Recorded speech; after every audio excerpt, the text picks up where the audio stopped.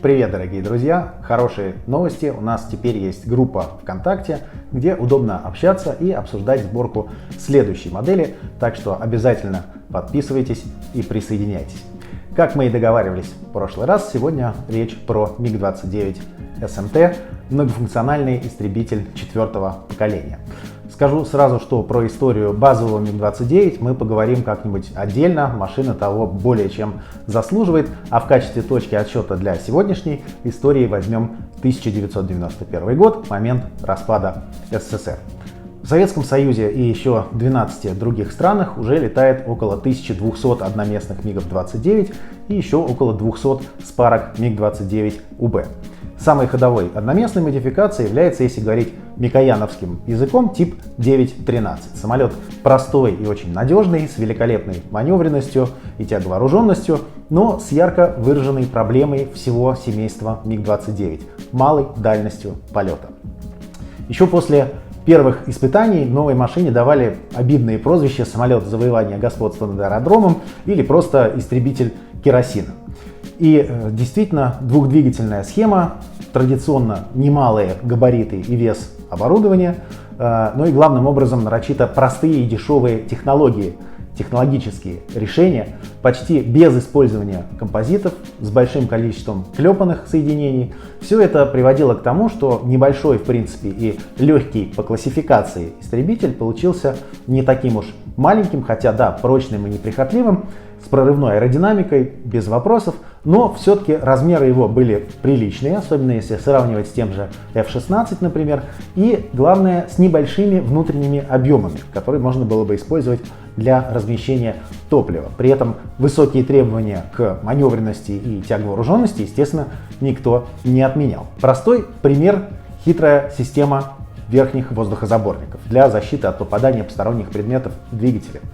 При взлете основные каналы воздухозаборников перекрываются, что не позволяет грязи лететь в двигатель. А много воздуха, чтобы можно было взлететь на полном форсаже, поступает через верхние жабры. Хитро придумано, и на грязных или поврежденных полосах это несомненный плюс. Но во всех остальных случаях минус. Это лишняя масса и потеря того самого драгоценного внутреннего объема. Ну а главным минусом базового МиГ-29 типа 9-13 является узкая специализация. Это чистый истребитель.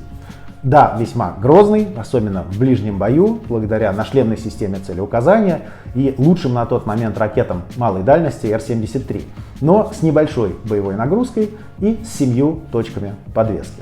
Вроде бы для истребительных задач достаточно, но между двигателями можно было подвешивать только жизненно необходимый топливный бак дополнительный, а ракет средней дальности можно было разместить всего 2. Или вообще ни одной, если нужно было установить дополнительные ПТБ под крылом. Против наземных целей МиГ-29 мог применять только простейшее неуправляемое вооружение и пушку. На смену типу 9-13 еще в конце 80-х должен был прийти МиГ-29М, тип 9-15. Его разработка началась еще в 1982 году, но к моменту развала СССР было построено всего 6 прототипов.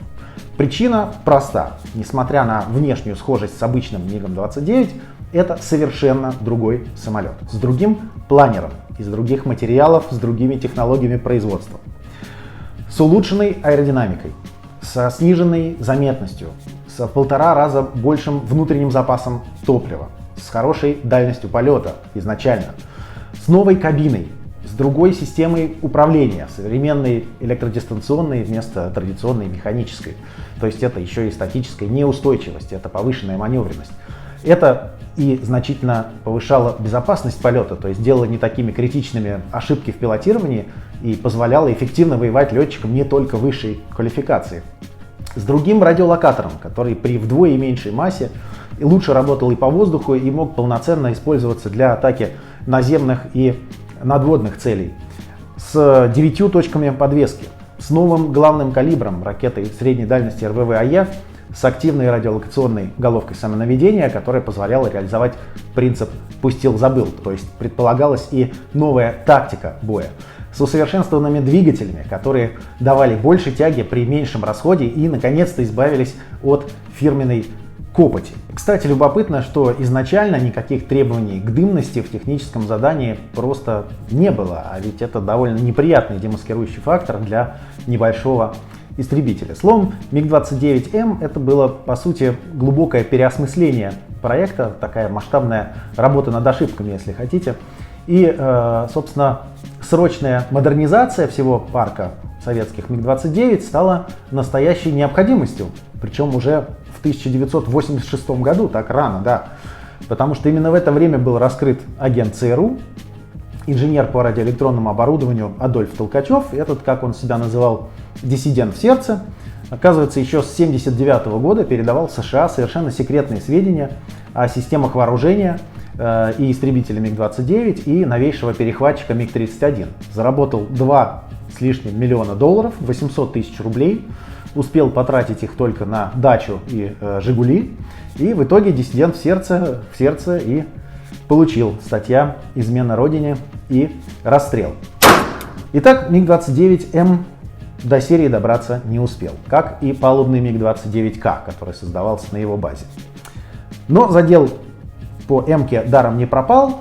Через десяток лет к нему вернутся. Борт 156 оснастят двигатели с отклоняемым вектором тяги, отсюда название МиГ-29 ОВТ, хотя правильнее было бы МОВТ. И он станет звездой всех авиасалонов мира. Экспортные контракты с Индией и Египтом породят развитие МиГ-29М в современные типы 961, 967, которые коммерчески называются МиГ-29М2. Для индийского флота возродится корабелка МиГ-29К под старым названием, но с массой доработок и новым индексом 941 вместо 931. И эта же корабелка пойдет и на вооружение ВМФ России, а на базе МиГ-29М2 создадут самолет поколения 4++ с новым коммерческим названием МиГ-35. Его стремительный пилотаж, и особенно с полной выкладкой вооружения, всегда очень впечатляет. Я имею честь лично знать его исполнителей.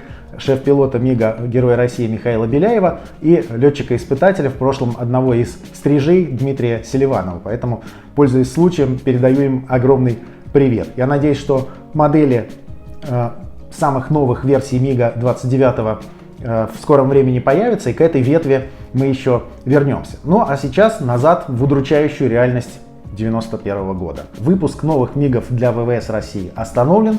Перспективный МиГ-29М требует огромных средств и времени на доводку. При этом летает гигантский парк устаревающих обычных 29-х, и, соответственно, нужна модернизация малой кровью, которая лишала бы обычный МиГ-29 его главных недостатков и делала бы из него многофункциональный комплекс, причем с возможностью модернизации до этого уровня строевых машин.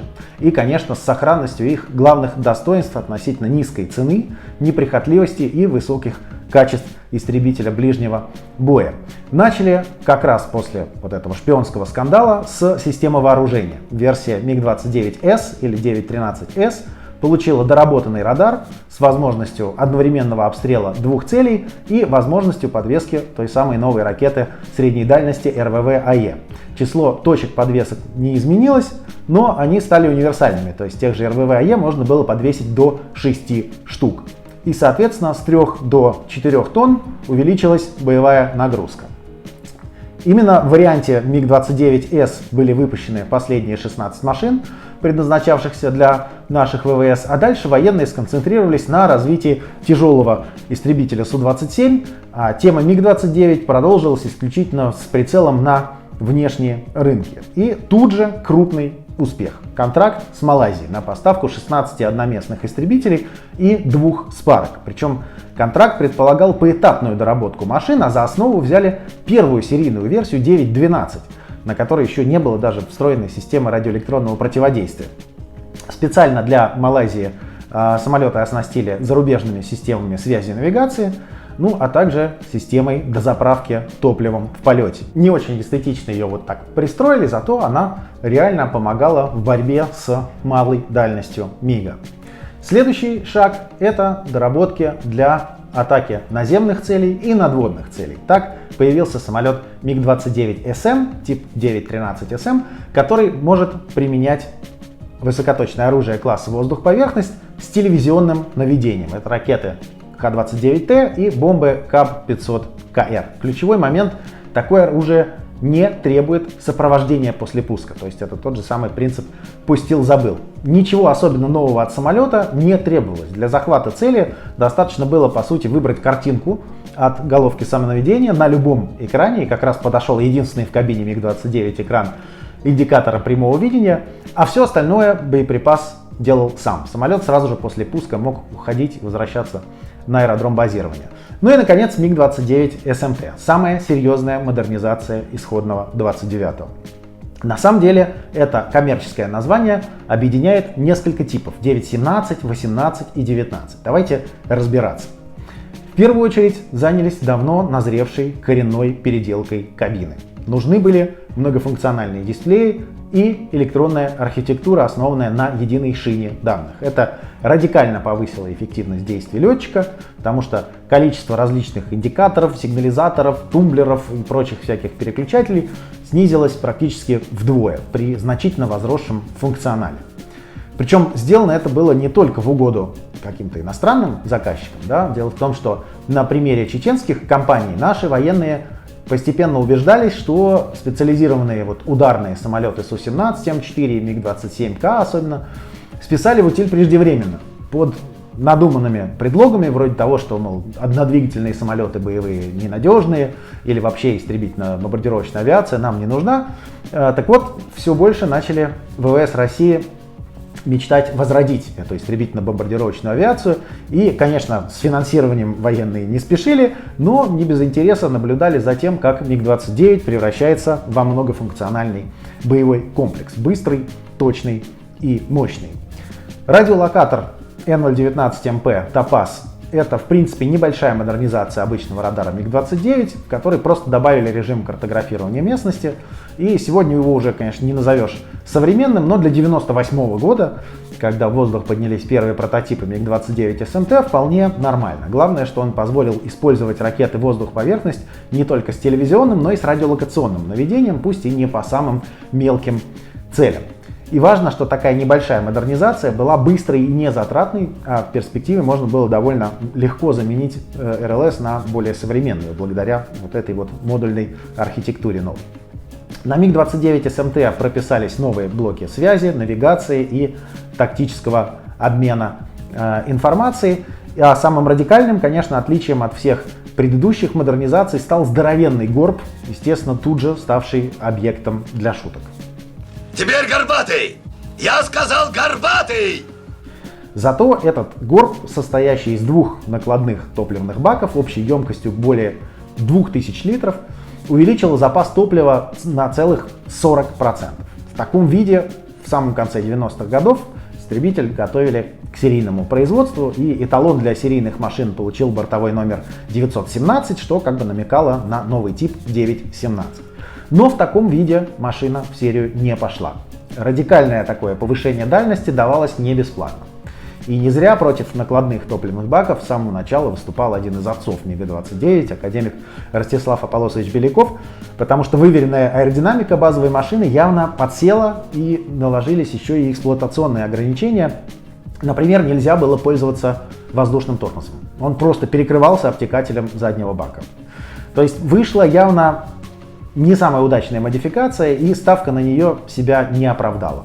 И вообще дела на микояновской фирме в конце 90-х годов шли, прямо скажем, неважно, потому что после успеха с Малайзией крупных контрактов новых просто не было. Но из кризиса все же удалось выйти, в том числе и благодаря МиГ-29 СМТ, правда уже в новом облике, который теперь нарекли типом 9.18. Это все лучшее, что есть в 9.17, новая кабина, дозаправка в воздухе, новое оборудование и вооружение, но без этого огромного горба и, значит, с небольшой дальностью, но без побочных каких-то эффектов. Новыми многофункциональными МиГами обзавелись, например, Йемен и Эритрея. Так что МиГ-29 СМТ — это не обязательно горбатый самолет.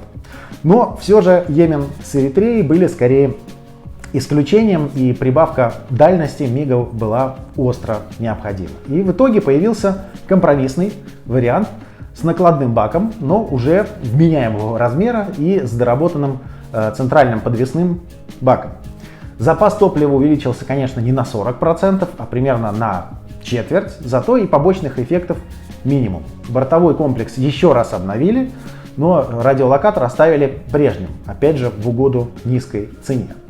Новой машиной заинтересовались сразу несколько стран, и в конце 2005 года, в начале 2006 был заключен контракт знаменитый алжирский на 1,3 миллиарда долларов на 26 одноместных МиГ-29 СМТ и 6 двухместных МиГ-29 УБТ.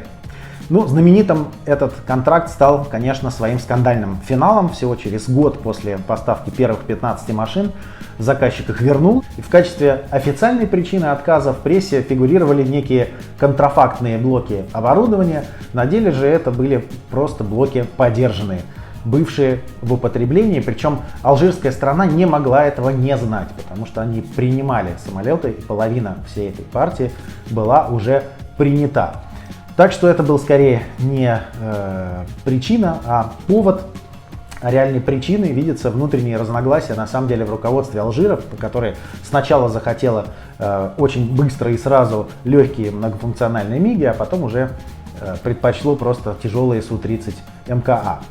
В итоге, конечно, определенный ущерб репутационный и МиГу, и всей России как поставщику оружия был нанесен, но военное сотрудничество Алжира и России продолжилось, в принципе, как ни в чем не бывало. Отказные самолеты вернулись в Россию, и вот встал вопрос, что с ними делать. Да? Они в экспортной комплектации, с надписями на латинице в кабине, с модными строевыми навигационными огнями западного образца, да, и с некоторыми второстепенными системами импортного производства. Продать их другому какому-то клиенту после такого скандала без шансов. Поэтому выход единственный — поставить их на вооружение собственных ВВС с минимальными какими-то доработками. И заодно это должно было окончательно погасить скандал, показав, что никаких неустранимых недостатков в алжирских МиГах нет. Самолеты получили необычный такой ломаный камуфляж, причем границы его пятен у всех машин в целом одинаковые, как и три основных цвета, но чередование этих цветов от борта к борту меняется. Надо думать, чтобы сбить с толку противника, ну и заодно, конечно, нас, моделистов. Два самолета из алжирской партии поступили в Липецкий центр боевого применения, где под них разработали специальную программу, потому что это был, по сути, первый многофункциональный истребитель на вооружении наших ВВС до дебюта Су-35С и даже Су-30СМ было еще минимум 2-3 года тогда. Все остальные реэкспортные МиГи поступили на авиабазу номер 6963 в Курской области, так тогда назывался 14-й гвардейский Ленинградский авиаполк, и это название ему чуть позже вернули. С 2017 года полк начали постепенно перевооружать на Су-30СМ, и с 2019 года все МиГи базируются в 185-м центре боевой подготовки и боевого применения на Астраханском аэродроме Приволжский. Туда же были определены и последние 16 МиГ-29 СМТ, произведенные уже сразу для ВКС России. Это немного модернизированная версия алжирского типа 919, получившая обозначение 919Р. Отличий минимум: стандартные для МиГ-29 камуфляж и строевые огни, оборудование только отечественного производства, включая новую станцию предупреждения об облучении. Ее датчики вот хорошо заметны под крылом, у алжирцев их нет. А еще дополнительные блоки выброса тепловых ловушек под килями. И именно тип 919Р успел поучаствовать в боевых действиях. 4 самолета в 2017 году были перебазированы на аэродром Хмеймим в Сирии, и летчики смогли получить боевой опыт применения управляемого и неуправляемого оружия. И говорят, что машина себя показала очень хорошо. Версия СМТ — это действительно МиГ, который между прошлым и будущим, то есть со старой системой управления, но с современной кабиной, с простеньким локатором, но способный применять современное управляемое вооружение. Сегодня в наших ВКС несут службу около 50 одноместных МиГов-29 СМТ из парок УБТ. Постепенно машины из алжирского контракта модернизируются до уровня 919Р и получают свежую стандартную окраску. Но мы будем делать борт 25 из алжирской партии в красивом курском камуфляже. Летали самолеты много и в Курске, и в Астрахани, и на различных учениях. Есть очень много фотографий, где такой камуфляж сильно изношен, но самым свежим на всех фото выглядит именно борт 25. Так, с прототипом мы определились. МиГ-29 СМТ, борт 25 красный, 14-й Ленинградский авиаполк, аэродром Курск-Восточный, 2014 год. Поехали! Коробку очень приятно брать в руки, прежде всего, конечно, благодаря прекрасной графике Андрея Жирнова. Передаем привет упаковщику номер 18 и разглядываем инструкцию. В принципе, довольно стандартная для звезды, достаточно подробная, с хорошей графикой. Обращает на себя внимание богатый выбор вооружения и, конечно, обилие технических надписей. Можно было бы сделать борт 22, но он, к сожалению, разбился. Будем делать борт 25. К упаковке, в принципе, никаких вопросов нет.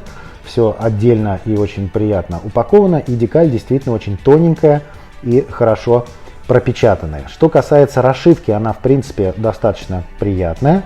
Но на Гаргроте имеется заметная шероховатость, с ней, конечно, будем бороться. Из допов берем маски от Army, также сопла, они гораздо более детализированы, чем штатные. И колеса под нагрузкой, еще и потому, что колеса в наборе даны неправильные, они у версии SMT усиленные. Краски от Akan, но о них чуть попозже поговорим. И берем вот такой набор датчиков от Temp Models. Очень интересный набор, где тоненько из смолы даны все абсолютно антенки, включая ПВД. И в инструкции подробно указано, где и что крепить. Причем очень важный момент, для версии SMT схема дана своя. Книга полигоновская про МиГ-29 не только интересное чтиво, но и наглядное пособие о том, как нам и где делать расшивку и имитировать клепку. Приступаем к сборке. Уже на этом этапе надо определиться с тем, какое вооружение мы будем вешать, потому что первый же этап — это высверливание отверстий под пилоны. Дальше мы крепим ниши шасси, не обязательно все прям элементы сразу туда приклеивать. Вот этот трубопровод мы, например, сделаем позже. И стыкуем верхние и нижние половинки фюзеляжа. Опять же, стыки все получаются довольно ровными, никаких проблем с стыкуемостью деталей нет. И вот таким супержидким клеем мы их постепенно фиксируем практически без всякой доработки. Главное ровно отрезать сначала сами детали от литников. Дальше устанавливаем полуплоскости крыла и вот такими вот прекрасными зажимами, благодаря их плоским захватам, очень удобно выравнивать уровень для того, чтобы не было никакого перепада высот. Собираем мотогондолы двигателей. Здесь идет очень красивая расшивка, но, к сожалению, попался дефект.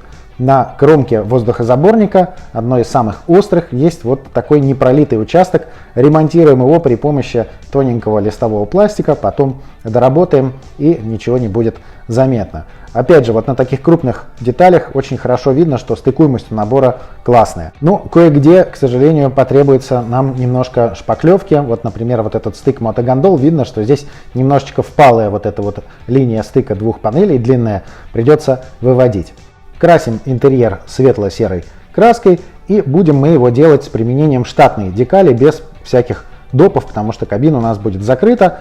И пока сохнут швы шпаклевки на мотогондолах, можно таким средним серым цветом окрасить ниши шасси из аэрографа, потом их, соответственно, будем закрывать. Также красим черным цветом кресло пилота, потом к нему, естественно, применяем метод сухой кисти, чтобы немножко выделить рельеф.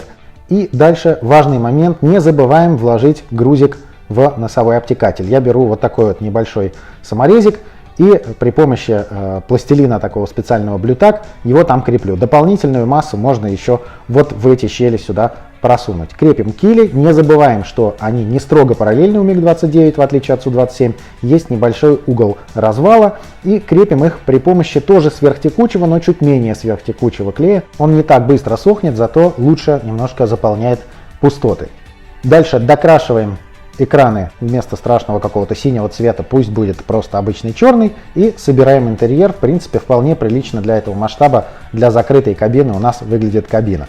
Дальше берем лаки водорастворимые от Akan и тонируем немножечко переднюю, только переднюю часть фонаря. Посмотрите на фотографии реальных самолетов, только передняя часть фонаря у МиГ-29 тонирована. По вооружению мне очень хотелось подвесить ракеты Р-77, в наборе их, к сожалению, нет, зато у меня они остались от модели Су-57. Соответственно, модифицируем пилоны, авиационные катапультные устройства АКУ-170 мы берем от набора Су-57, отпиливаем верхнюю часть, и верхнюю часть пилона берем от штатного набора МиГ-29. Мы видим даже здесь, что они хорошо стыкуются. Соответственно, скрайбером вот так вот их отпиливаем и собираем такой доморощенный пилон, стыкуя два различных пилона из двух наборов. Следующий этап – это наложение масок. Процесс этот требует, как всегда, большой точности и, как всегда, не нужно переживать, если что-то пошло не так. Просто отклейте маску и приложите ее на новое место. Здесь все зависит от финальной точности, и слава богу, что клеевой слой масок, в частности вот у Армы маски мне очень нравятся тем, что их можно перекладывать по несколько раз. Клеевой слой от этого не очень сильно теряет свои свойства. С другой стороны, маски не так прикипают намертво, что потом требует какой-то дополнительной полировки фонаря. Самое главное — это маски хорошо прижать именно по контуру. Вот такой вот деревяшечкой, зубочисточкой заточенной мы это делаем. Заполняем пустоты между масками вот такими вот кусочками малярного скотча. И для надежности еще и жидкой маской все это дело промазываем. Все это нам позволяет получить сплошную маску с гарантией того, что нигде ничего не протечет. Дальше собираем сопла, они в принципе собираются довольно легко. Будьте осторожны со смоляными вот этими деталями, очень такой небольшой толщины, потому что их очень легко поломать. А что касается стыковки, тут все понятно, благодаря трубопроводам единственно возможный вариант сборки, он же и есть правильный. Безжалостно удаляем шагрень на гаргроте, перенарезаем заново расшивку, ориентируясь на чертежи. Они здесь, кстати, в 72-м как раз масштабе, это очень удобно. И дальше берем джасовский набор ревитеров, чтобы точно накатать имитацию клепки. Это дело, в принципе, достаточно муторное, но оно того стоит, потому что если уж производитель модели этого не сделал, то придется сделать нам самим, но модель от этого очень сильно выиграет. Самое главное потом обязательно зачистить выступающие части вот этого заклепочного ряда. Я, признаться, здесь немножечко не доработал. Ну, прошу простить, всего третий у меня опыт с ревитером. И, кстати говоря, первый с джасовским ревитером мне он очень понравился. Гораздо больше, чем какой-то самопальный, который я использовал до того. Поэтому, собственно, рекомендую вам купить ревитер и имитировать клепку, если, конечно, на модели этой клепки нет сразу. Нанеся всю клепку и подготовив, собственно, все элементы модели для грунтовки, можно к ней и приступать. Я использую акановскую нешлифуемую грунтовку. В принципе, этой бутылочке уже лет 10, и ничего с ней не происходит.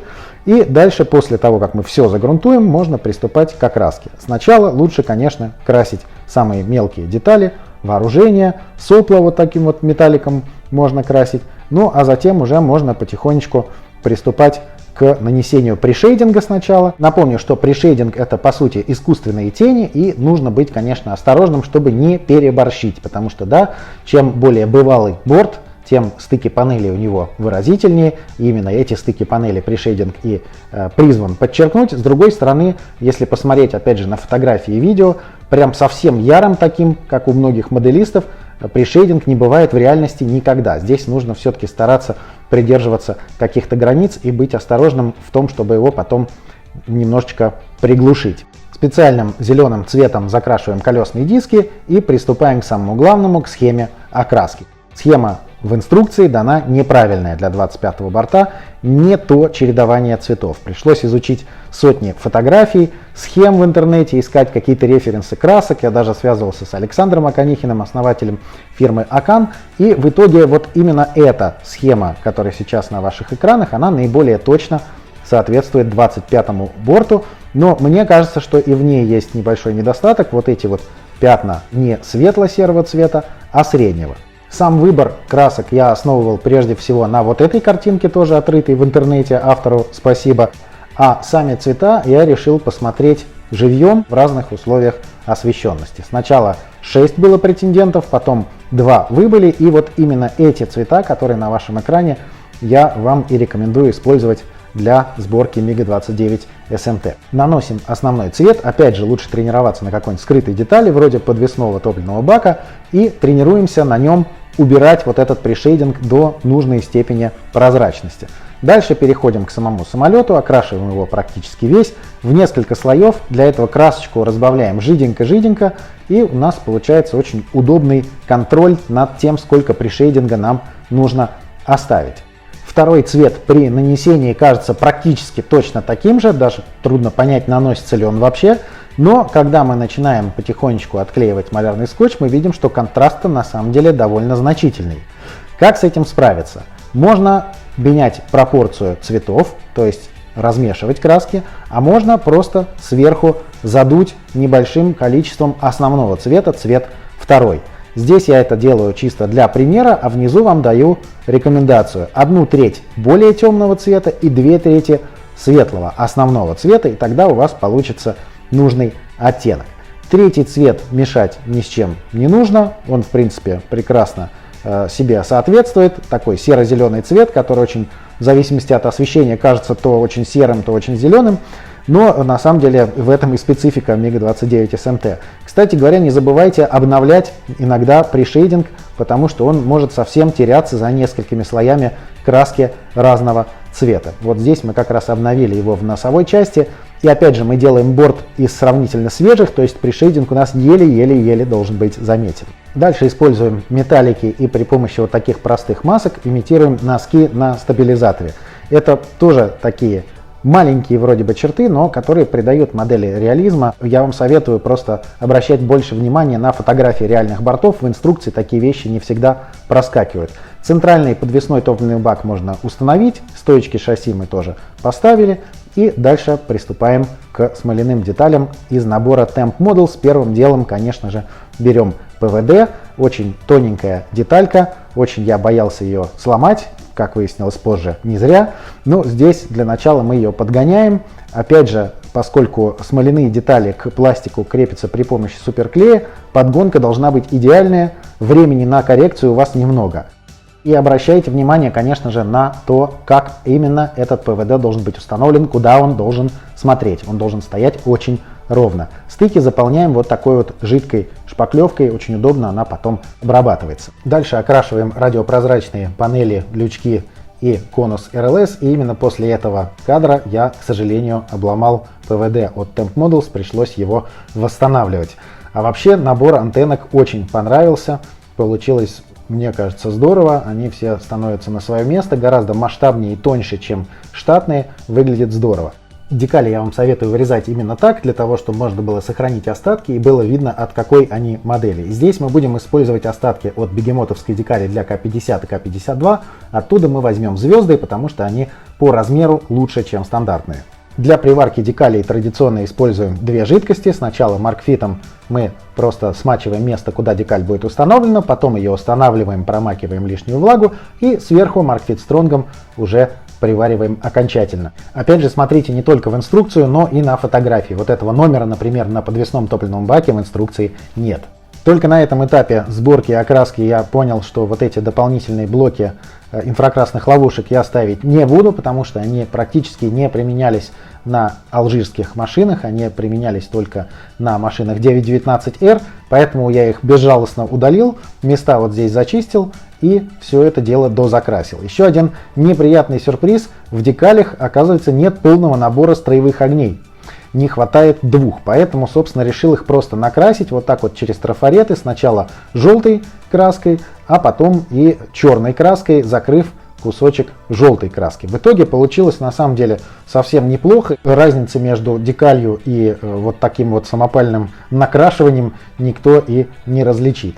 Ну а дальше, как и перед декалями, после декалей мы тоже покрываем модель глянцевым лаком и приступаем к смывке. Смывка действительно очень здорово оживляет модель, и я рекомендую ее использовать практически всем. Самое главное, не забыть нанести до этого глянцевый лак.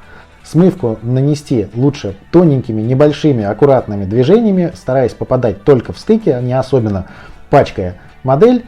И потом, после того, как вы дадите этой смывке просохнуть, нужно будет аккуратно удалить просто ее излишки. Опять же, дайте ей хорошенько просохнуть, пусть у вас будет вот такой вот чумазик. Благодаря глянцевому лаку ничего никуда не впитается, не переживайте. А потом просто аккуратненько вот такой ватной палочкой удалите излишки при помощи White Spirit. А дальше при помощи вот такого вот маркера с краской аккуратненько, тоненькими линиями накрашиваем по контуру воздухозаборников вот такую черную линию. Конечно, это лучше сделать до установки створок ниши шасси, а не как я сделал, но тем не менее даже так выйти из положения тоже можно. Практически все, нам осталось только покрыть модель матовым на сей раз лаком. Можно использовать и полуматовые, тут кому что нравится, а при помощи вот такого вот набора Tamiya Weathering Master мы придаем реалистичности, во-первых, соплам двигателя, И немножечко, опять же, пачкаем модель масляными или топливными такими потеками. Опять же, здесь самое главное не переборщить, поэтому пробуйте в наиболее местах скрытых, потом постепенно переходя на парадные участки модели. Чуть-чуть совсем мы здесь таких потеков делаем сверху, немножечко больше снизу, где обилие топливных систем. И по сути нам остается только накрасить различные проблесковые огни, бортовые аэронавигационные огни, антенки освежить и так далее. Перед тем, как, конечно же, снять маски.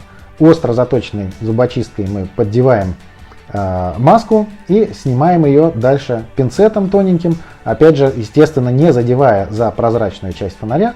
И здорово, что у нас маски, в принципе, снимаются все благодаря тому, что мы их такими навороченными и плотными делали. Они у нас снимаются как практически единое целое. Это удобно и это позволяет, опять же, предохранить поверхность от каких-то нежелательных заляпываний. Получилось у нас в принципе неплохо, и теперь единственное, нужно вот этот вот фирменный миговский розовый герметик фонаря каким-то образом изобразить. Есть много разных способов, я один из них описывал в видео с Як-130, но здесь решил просто через вот такую вот самодельную небольшую масочку просто его накрасить. Получилось довольно ярко, зато очень ровно. Дальше, поскольку у нас смоляного вооружения нет, все вооружение мы устанавливаем на обычном клея и самый финальный штрих — съемники статического электричества, которые мы на суперклей гель устанавливаем в нужных местах и вот так вот рукой выравниваем. Все, модель готова.